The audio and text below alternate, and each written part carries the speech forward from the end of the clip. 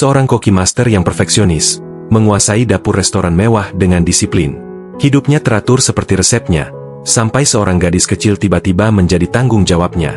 Ditambah kehadiran koki baru yang santai, wanita ini dipaksa keluar dari zona nyamannya. Antara saus yang mendidih dan hati yang meleleh, bisakah dia menemukan keseimbangan antara passionnya di dapur dan kehidupan di luar? Simak alur filmnya dalam video ini.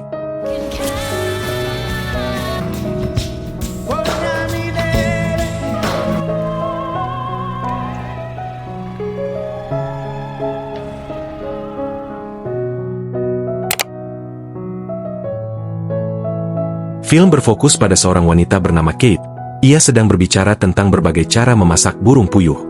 Karena ia berprofesi sebagai koki, ia memiliki banyak pengetahuan tentang topik ini. Namun, ada satu masalah dalam dirinya. Ia sedang berbicara dengan terapisnya, dan terapisnya sangat bosan. Ia menghentikan Kate dan bertanya mengapa Kate datang ke terapi setiap minggu. Kita mengetahui bahwa bos Kate ingin ia pergi ke terapi, dan Kate tidak tahu alasannya. Di adegan berikutnya, kita melihat Kate dalam pekerjaannya sebagai koki profesional. Ia mengendalikan dapur dengan sempurna, seperti mesin yang bekerja dengan lancar. Pada suatu saat, bos Kate, Paula, menyuruhnya untuk menyapa beberapa pelanggan tetap yang menyukai masakannya. Kate bersikeras bahwa kepala koki harus tetap berada di dapur. Namun kemudian, kita melihat Kate menerima pujian dari dua pelanggan sebelum mereka pergi. Setelah itu, dia mencoba menuju dapur, tetapi sesuatu menarik perhatiannya. Seorang pelanggan mengeluh tentang foie gras yang tidak dimasak dengan benar. Kate berdebat dengannya dan menjelaskan proses memasak hidangan tersebut secara detail. Akibatnya, pelanggan tersebut keluar dari restoran, dan Kate memberikan komentar sarkastik saat pelanggan itu pergi. Kembali di dapur, Paula memarahi Kate, mengingatkannya untuk tidak membuat keributan setiap kali pelanggan tidak menyukai makanan. Paula kemudian berkomentar bahwa jika Kate bukan salah satu koki terbaik di kota, dia akan memecatnya. Kate mengabaikan pernyataan itu, berpikir bahwa Paula hanya mengatakan itu untuk mengganggunya. Singkat cerita, keesokan harinya, Kate bangun pagi-pagi sekali untuk memilih beberapa bahan segar untuk restoran. Dilihat dari cara dia berinteraksi dengan para penjual, jelas bahwa dia sudah mengenal mereka dengan baik. Kemudian hari itu, Kate menerima telepon dari saudara perempuannya, Christine. Saudara perempuannya dan keponakan Kate sedang dalam perjalanan menuju ke kotanya. Selama panggilan telepon, Christine membuat beberapa lelucon tentang bagaimana Kate tidak memiliki hobi lain selain memasak.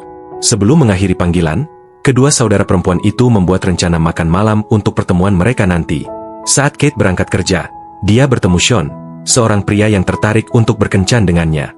Sean bertanya apakah Kate ingin makan malam bersama, yang langsung ditolak oleh Kate. Dia memiliki aturan untuk tidak berkencan dengan siapapun dari gedung yang sama. Sean menunjukkan bahwa Kate tampaknya mengikuti banyak aturan yang ia tetapkan sendiri dalam hidupnya. Di adegan berikutnya, kita melihat Kate menyiapkan hidangan mewah untuk terapisnya selama sesi terapi. Di awal sesi, terapis bertanya kepada Kate kapan terakhir kali ia menjalin hubungan. Kita mengetahui bahwa sudah 3 tahun sejak ia memiliki pacar. Ia mengakhiri hubungan tersebut karena mantan pacarnya ingin ia meninggalkan apartemennya dan pindah bersamanya. Kate terlalu mencintai pekerjaannya untuk pindah ke tempat lain. Jadi ia mengakhiri hubungan tersebut. Namun terapisnya menjadi begitu teralihkan oleh makanan yang lezat, sehingga ia lupa mengajukan pertanyaan lebih lanjut. Malam itu, Kate kembali ke dapur restoran melakukan tugasnya sebagai koki. Awalnya, pelayan yang mengangkat telepon, tetapi karena panggilan itu penting, pelayan memberikan telepon kepada Kate. Di situ Kate mengetahui bahwa saudara perempuan dan keponakannya terlibat dalam kecelakaan mobil. Kate bergegas ke rumah sakit dan melihat keponakannya, Zoe, terbaring di tempat tidur. Dokter tiba dan berbicara dengan Kate. Di sini kita mengetahui bahwa Christine telah meninggal dunia, tetapi dokter memilih untuk belum mengungkapkan informasi itu kepada Zoe. Dia ingin seseorang yang dekat dengan anak itu untuk menyampaikan kabar buruk tersebut. Zoe's doing great. Thought it would be best for her to hear it from someone in the family. I'm so sorry. Keesokan harinya, Kate bangun dan melihat Zoe sudah bangun di tempat tidurnya. Anak itu bertanya di mana ibunya dan apakah ibunya telah meninggal. Kate hanya bisa menjawab dalam diam, dan Zoe mengerti arti dari keheningan itu. Mereka berdua menjadi emosional saat kenyataan itu meresap. Hello, Zoe. Where's Mom? Is she dead? He has the Jeep. Kembali ke restoran, kita melihat Paula sedang rapat dengan staf dapurnya. Ia memperlihatkan anggur baru yang telah ditambahkannya ke menu. Tiba-tiba, Kate memasuki restoran dan menuju ke dapur. Staf lainnya terkejut melihatnya. Mereka tidak menyangka ia akan langsung bekerja setelah peristiwa tragis itu. Paula mendekati Kate dan bertanya, apakah ia yakin untuk kembali bekerja secepat itu. Kate berusaha tegar, tetapi jelas ia sedang tidak dalam kondisi mental yang baik. Pada suatu saat ketika bekerja, Kate teringat surat yang diberikan kakaknya. Dalam surat itu, Christine menyebutkan bahwa jika sesuatu terjadi padanya, ia ingin Kate merawat Zoe. Kate membaca surat itu di dalam ruang penyimpanan bahan makanan, sambil menangis terseduh-seduh. Tak sengaja Paula melihat Kate yang sedih itu dari luar, jadi dia menghampirinya dan menyuruhnya beristirahat selama seminggu. Dia menekankan bahwa itu bukan saran, tetapi perintah. Kate mengangguk sambil air mata mengalir di wajahnya. Kate, I want you to take a week off. It's an order. Di adegan berikutnya, Kate mengunjungi Zoe di rumah sakit. Dia membawa makanan, tetapi anak itu menolaknya, menyatakan bahwa dia tidak lapar. Kate duduk dan memberitahu gadis kecil itu apa yang akan terjadi setelah dia keluar dari rumah sakit. Zoe ingin pulang, tetapi Kate menunjukkan bahwa hal itu tidak mungkin karena mulai saat ini, mereka akan tinggal bersama. Kemudian pada hari ketika Zoe keluar dari rumah sakit, Kate membawa anak itu ke apartemennya dan menunjukkan kamar baru Zoe. Setelah itu, mereka menghadiri pemakaman Christine. Keesokan harinya, mereka menyelesaikan pemindahan semua barang milik Zoe ke apartemen Kate. Kita melihat kamar anak itu dipenuhi boneka binatang. Saat makan malam, Kate menyajikan ikan yang sudah dimasak, tetapi Zoe tidak mau memakannya. Anak itu akhirnya kembali ke kamarnya. Kemudian, Kate meninggalkan apartemen untuk kembali ke restoran. Sebelum melakukannya, dia memberi Zoe petunjuk tentang cara menghubunginya jika membutuhkan sesuatu. Sesampainya di restoran, Kate mendengar musik klasik diputar dari dapur. Ketika dia sampai di dapur, dia melihat seorang koki pria yang bertindak sebagai penggantinya sementara. Tiba-tiba, dia mulai menanyakan rahasia saus saffronnya. Kemudian dia menaikkan volume musik dan mulai bertingkah seperti konduktor opera. Kate menyaksikan dengan ngeri saat koki baru itu mulai bernyanyi, dan seluruh kru dapur juga ikut bernyanyi. Sementara semua orang merasa terhibur, Kate merasa dapurnya tidak dihargai. Jeff, please tell me the secret of your saffron sauce. Who do you think you are? Kate segera menghadap Paula, yang berada di belakangnya, dan menuntut agar mereka berbicara. Kate menginterogasi Paula mengapa dia memutuskan untuk mempekerjakan orang gila. Paula menjelaskan bahwa Nick hanyalah pria yang eksentrik, tetapi dia adalah koki yang hebat. Menurutnya, dia tidak bisa menahan diri untuk mempekerjakannya ketika dia mengetahui bahwa Nick tersedia. Mereka terus berdebat di seberang restoran, tak satu pun dari mereka mau mengalah. Pada suatu saat, Paula mengatakan bahwa Nick memiliki peluang yang lebih baik, tetapi tetap ia harus berada di pekerjaannya saat ini karena ia ingin bekerja dengan Kate secara khusus. Di akhir diskusi, Kate pergi dan pulang. Ketika sampai di rumah, Kate mendapati Zoe tertidur di tempat tidurnya di depan televisi. Ia mengetahui bahwa gadis kecil itu sedang melihat-lihat album fotonya, melihat foto-foto Christine. Kate meluangkan waktu sejenak untuk merenungkan kehidupan barunya sebagai wali Zoe. Keesokan harinya, Kate bangun kesiangan, dan Zoe akhirnya membangunkannya. Kate tidak menyadari bahwa itu adalah hari pertama Zoe bersekolah, dan ia harus mengantarnya ke sana. Untungnya, Zoe sudah siap berangkat. Namun, Zoe bersikeras untuk mencari syal favoritnya sebelum berangkat. Setelah menemukan syalnya, keduanya kembali dihalangi oleh Sean, yang meminta biji kopi. Kemudian Kate mengantar Zoe ke sekolah, dan dia memperhatikan seorang anggota staf sekolah membimbing anak itu ke kelasnya. Di adegan berikutnya, Kate berbicara dengan terapisnya. Kali ini, dia benar-benar terbuka tentang apa yang mengganggunya. Dia merasa tidak cocok menjadi wali Zoe, dengan alasan dia bahkan tidak bisa membuat anak itu makan. Terapisnya berpikir bahwa Zoe mungkin merindukan masakan ibunya. Dia menyarankan agar Kate menyajikan sesuatu yang sederhana, seperti stik ikan. Kate menganggap saran itu konyol, tetapi dia bersedia mencobanya. Kemudian, Kate menjemput Zoe dari sekolah. Dia mencoba memulai percakapan dan bertanya tentang hari anak itu di sekolah, tetapi Zoe hampir tidak memberikan jawaban yang berarti. Untuk makan siang, Kate memberi anak itu beberapa stik ikan dan mengajukan lebih banyak pertanyaan, seperti warna favorit Zoe. Gadis kecil itu menjawab dengan mengatakan kepada Kate bahwa dia tidak perlu berusaha terlalu keras untuk menjadi sosok keibuan. Beberapa detik kemudian, bel pintu berbunyi, dan Kate melihat siapa yang ada di pintu. Pengasuh bayi Zoe tiba, tetapi Kate terkejut dengan penampilannya. Kate tidak menyangka agensi akan mengirim seorang gadis gothik remaja. Zoe mencoba membujuk Kate bahwa dia tidak membutuhkan pengasuh bayi. Namun, Kate tetap berpikir sebaliknya, terutama setelah tadi malam, ketika Zoe membarikade pintu kamar tidurnya. Ketika Kate tiba di tempat kerja, dia segera mematikan musik karena mengganggu. Ketika kru dapur makan malam lebih awal, Nick mencoba menyajikan sesuatu yang dia buat untuk Kate. Kate bersikeras bahwa dia tidak makan di sore hari. Nick membuatnya merasa bersalah, dengan menyatakan bahwa resep itu berasal dari neneknya yang telah meninggal. Kate menuruti keinginan Nick dan menggigit makanannya, tetapi beberapa detik kemudian, dia mengetahui bahwa nenek Nick masih hidup, dan Nick hanya bercanda. Ketika pekerjaan dimulai, Kate memotong salinan menu restoran menjadi 2. Dia memberikan setengahnya kepada Nick, mengatakan kepadanya bahwa dialah yang bertanggung jawab atas hidangan-hidangan itu. Dengan begitu, mereka tidak akan saling mengganggu. Pekerjaan di dapur berjalan lancar. Nick dan Kate mampu bekerja harmonis tanpa konflik. Pada suatu saat, Nick memulai percakapan dengan Kate, menanyakan tentang pendidikannya. Kate memberikan jawaban singkat dan tidak lebih. Selama percakapan ini, Kate salah menata makanannya dan menyalahkan kurangnya ruang gerak. Tiba-tiba, Nick bertanya mengapa Kate membencinya. Saat itulah Kate mengungkapkan bahwa dia tidak ingin Nick mengambil alih dapurnya, mengingat dia telah bekerja keras untuk mendapatkan posisinya sebagai kepala koki. Karena frustrasi, Kate masuk ke ruang penyimpanan berpendingin untuk menenangkan diri. Nick mengikutinya dan mengatakan bahwa dia bersedia pergi jika Kate tidak menginginkannya di sana. Paula masuk ke ruangan dan bertanya apa yang terjadi. Nick membuat keributan dengan menyerahkan celemeknya dan mengumpulkan peralatannya. Paula memohonnya untuk tetap tinggal, tetapi Nick bersikeras bahwa dia hanya akan bekerja di sana jika Kate menginginkannya. Dia ingin mendengarnya langsung dari kepala koki. Aksi ini meyakinkan Kate bahwa Nick tidak mengincar posisinya. Dengan tidak antusias, dia mengatakan kepadanya bahwa dia dapat terus bekerja di dapur. She decides. Kate, I want you to stay. Ketika Kate sampai di rumah, gadis pengasuh sudah tidak ada.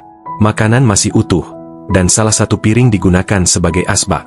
Dia menuju kamar Zoe dan melihat gadis itu berbicara dengan boneka-boneka mainannya di bawah tempat tidur. Kate menyarankan agar Zoe ikut dengannya besok di restoran. Kemudian dia menidurkannya. Keesokan harinya, Kate membawa Zoe ke restoran dan menyuruhnya duduk di suatu tempat di dapur. Saat bekerja, Nick mendengar Kate berbicara tentang betapa sulitnya memberi makan Zoe. Nick kemudian mendekati Zoe dan menunjukkan beberapa daun kemangi padanya. Setelah itu, dia beristirahat sejenak dari pekerjaannya dan makan spaghetti di samping anak itu. Ketika dia kembali bekerja, dia memberikan piring spaghetti itu kepada Zoe. Setelah beberapa detik, Zoe tak tahan lagi dengan rasa lapar dan memakannya. Nick berhasil membujuknya untuk akhirnya makan makanan enak. Kate kembali ke dapur setelah menyapa beberapa pelanggan, dan ia melihat Zoe sedang makan. Ia mengetahui bahwa Nicklah yang bertanggung jawab atas keajaiban itu, jadi ia diam-diam berterima kasih padanya dengan anggukan, dan Nick senang karena bisa membantu. Setelah pekerjaan selesai, Kate keluar dari dapur bersama Zoe.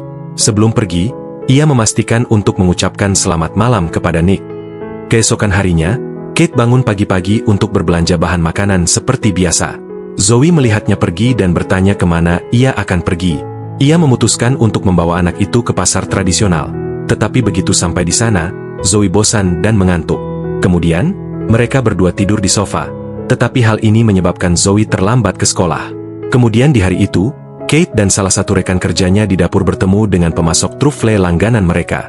Namun tiba-tiba ketuban rekan kerjanya pecah, sehingga pria pemasok itu memanggil ambulans. Kate begitu sibuk membantu rekan kerjanya yang akan melahirkan, sehingga ia lupa menjemput Zoe dari sekolah. Ia baru menyadarinya setelah kembali ke apartemennya. Ketika Kate pergi menjemput Zoe, anak itu tentu saja marah. Ia berpikir bahwa Kate telah lupa. Kate meminta maaf dan menjelaskan alasan mengapa ia lupa, tetapi Zoe terlalu marah untuk mendengarkannya. Ketika mereka sampai di rumah, Kate meminta maaf sekali lagi kepada Zoe, yang sedang berbaring di tempat tidur, mengabaikannya. Ia bertanya kepada anak itu, apakah ada sesuatu yang bisa ia lakukan untuk menebus kesalahannya. Saat itulah Zoe akhirnya menjawab dan bertanya, apakah ia bisa meminta sebuah permintaan untuk dikabulkan. Kate setuju dan Zoe menunda keinginannya untuk lain waktu. Di akhir percakapan, mereka berbaikan dan anak itu meyakinkan Kate bahwa dia menghargainya. Di adegan berikutnya, kita melihat Zoe membantu Kate di dapur restoran. Setelah mencium aroma trufle yang mahal, gadis kecil itu tanpa sengaja membuangnya ke tempat sampah. Untungnya, Kate menemukan trufle tersebut sebelum membusuk. Nick melihat apa yang terjadi dan tertawa. Dia kemudian meluangkan waktu untuk mengajari Zoe tentang berbagai bahan di dapur dan betapa pentingnya masing-masing bahan tersebut. Rangkaian adegan berikutnya menunjukkan Zoe semakin dekat dengan Nick di dapur. Mereka tampak seperti pasangan ayah dan anak. Ketika kru dapur makan malam lebih awal, Zoe ada di sana bersama mereka, menikmati makanan. Kate juga makan, pemandangan yang membuat Nick senang. Keesokan harinya, Zoe dan Kate berjalan-jalan di taman. Gadis kecil itu bertanya kepada Kate apakah Nick ada waktu pada hari Minggu. Zoe ingin Nick memasak hidangan Italia untuknya. Dia mengatakan bahwa dia akan menggunakan permintaan yang dia simpan untuk permintaan itu. Kemudian, Kate memberitahu Nick tentang permintaan Zoe dan mereka membuat rencana untuk memasak di apartemen Kate. Singkat cerita, pada tanggal yang disepakati, Nick tiba di tempat Kate membawa sejumlah perlengkapan dan bahan-bahan. Zoe menunjukkan kepadanya tempat yang harus dituju, dan bersama-sama mereka mulai mempersiapkan diri untuk memasak pizza Italia otentik. Kate menawarkan untuk membantu, tetapi mereka bersikeras agar Kate bersantai dulu dan membiarkan mereka yang memasak. Nick mengajari Zoe cara menguleni adonan, dan Zoe sangat menikmati prosesnya. Setelah selesai memasak dan menyiapkan semuanya, Zoe mengajak Kate ke kamarnya, di mana ia melihat sebuah tempat piknik dalam ruangan yang indah. Zoe membayangkan mereka sedang berada di safari. Ketiganya menikmati makan malam seperti keluarga bahagia. Setelah makan, mereka bermain beberapa permainan hingga larut malam dan Zoe akhirnya tertidur setelah bersenang-senang. Setelah Nick membaringkan Zoe di tempat tidurnya, ia dan Kate saling mengenal lebih jauh. Ia menceritakan kisah bagaimana ia menjadi seorang koki. Kita mengetahui bahwa Nick belajar memasak dengan baik setelah bekerja di restoran milik ayah mantan pacarnya. Sayangnya, begitu hubungan mereka terungkap, ia dipecat. Kate menjadi penasaran dan bertanya mengapa koki hebat seperti Nick tidak menjalankan restorannya sendiri. Dia mengakui bahwa kesempatan untuk melakukannya belum muncul. Nick membuka kulkas dan mengeluarkan makanan penutup yang telah diletakkannya di sana sebelumnya. Dia meminta Kate untuk mencicipinya, tetapi Kate awalnya menolak, mengatakan bahwa dia tidak menyukai makanan penutup. Akhirnya, Nick membujuknya untuk makan makanan penutup itu bersamanya, dan Kate dengan bercanda menarik kembali pernyataannya sebelumnya. Nick duduk di samping Kate dan melontarkan lelucon tentang tiramisu. Setelah beberapa saat, dia mengatakan kepadanya bahwa dia harus pulang. Nick mencondongkan tubuh untuk mengambil syalnya di belakang Kate, tetapi Kate mengira dia akan menciumnya dan Kate tersenyum setelah menyadari kesalahannya. I should go. You're leaning on my scarf. Good night. Di adegan berikutnya, Kate berbicara dengan terapisnya tentang Nick, mengeluh tentang betapa tidak terduganya dia. Terapis itu menyindir Kate, mengatakan bahwa dia mungkin akhirnya akan menemukan seseorang yang mentolerirnya. Kate merasa geli karena seorang terapis dengan santai menghina kliennya, jadi dia membiarkannya saja. Kemudian hari itu, Kate mengantar Zoe ke sekolah. Kepala sekolah memanggilnya dan berbicara dengannya secara pribadi. Menurut kepala sekolah, Zoe beberapa kali ketahuan tidur di kelas. Kita mengetahui bahwa Zoe telah memberitahu guru-gurunya bahwa dia bekerja di restoran Kate. Kepala sekolah memperingatkan Kate bahwa jika Zoe terus datang ke kelas dalam keadaan lelah, dia mungkin akan menghubungi pihak perlindungan anak. Namun, dia juga percaya bahwa Kate mampu mengatasi situasi tersebut, sehingga tidak perlu mengambil tindakan ekstrim seperti itu. Sepulang sekolah, Kate memberitahu Zoe bahwa dia tidak boleh datang ke restoran lagi. Dia menjelaskan alasannya dengan buruk, sehingga Zoe menangis, berpikir bahwa Kate tidak menginginkannya lagi. Kate gagal menenangkan anak itu, dan Zoe akhirnya lari menjauh darinya. Kate mengejar anak itu yang hampir tertabrak taksi. Ketika Kate berhasil menyusul Zoe, anak itu mencemoohnya dengan mengatakan bahwa dia ingin bersama mendiang ibunya, bukan Kate. Pernyataan ini menyakitinya. Jadi dia melepaskan tangan Zoe dan melihat anak itu berlari kembali ke apartemen mereka.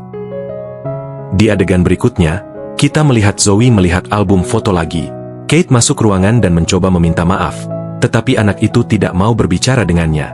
Sebelum pergi bekerja, Kate berbicara dengan Sean dan bertanya apakah dia bisa sesekali mengecek keadaan Zoe saat dia sedang di luar. Sean dengan senang hati membantunya. Dia juga memberikan detail kontak pengasuh terpercaya yang sering dia pekerjakan setelah bercerai. Adegan selanjutnya berlangsung di dapur restoran. Kate mendengarkan Nick membacakan ulasan hidangan Kate di koran. Setelah itu, Nick menyadari ada sesuatu yang mengganggu pikiran Kate, jadi dia mengajaknya minum setelah bekerja. Beberapa saat kemudian, kita melihat mereka makan malam romantis di dapur. Setelah menikmati anggur dan makanan enak, Nick mengantar Kate kembali ke apartemennya. Ketika Kate membuka pintu apartemennya, dia melihat Sean di dalam. Selama beberapa detik, situasinya menjadi canggung. Kate dengan cepat memperkenalkan kedua pria itu satu sama lain. Sean menjabat tangan Nick dan segera kembali ke tempatnya sendiri, tidak ingin melihat orang yang disukainya bersama pria lain terlalu lama. Setelah Sean pergi, Kate menjelaskan kepada Nick siapa Sean dan mengapa dia berada di apartemen. Kate mencoba bercerita lebih banyak tentang betapa baiknya Sean sebagai tetangga, tetapi Nick menghentikannya. Kemudian, Nick mencium bibirnya sebelum pergi. Kate tak kuasa menahan senyum setelah itu. Larut malam, Kate terbangun setelah melihat Zoe menuju ruang tamu. Saat mengikutinya, ia melihat anak itu menonton rekaman video Christine di televisi. Ia bergabung dengannya, dan keduanya menjadi emosional saat menonton kenangan indah tentang seseorang yang sangat mereka cintai.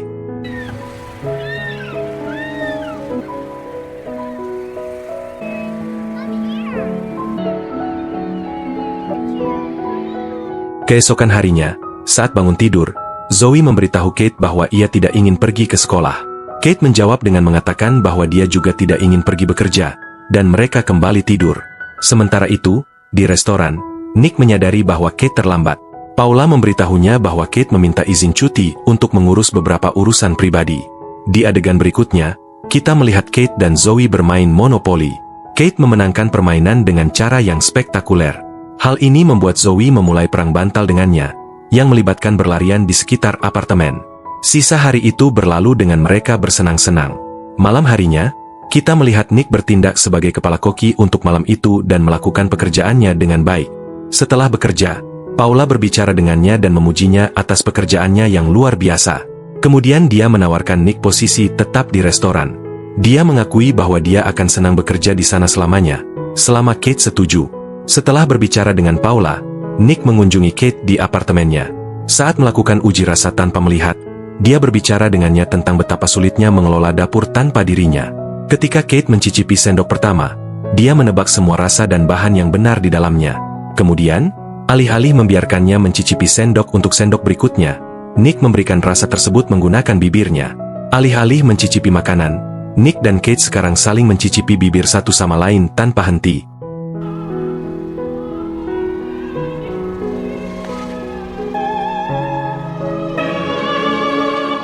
Keesokan harinya, Nick membangunkan Zoe dan bertanya apakah dia ingin membuat pancake bersamanya. Anak itu dengan senang hati membantu di dapur karena dia senang menghabiskan waktu bersama Nick. Saat sarapan, Nick tidak menyembunyikan fakta bahwa dia menyukai Kate dan bahkan menciumnya di depan Zoe.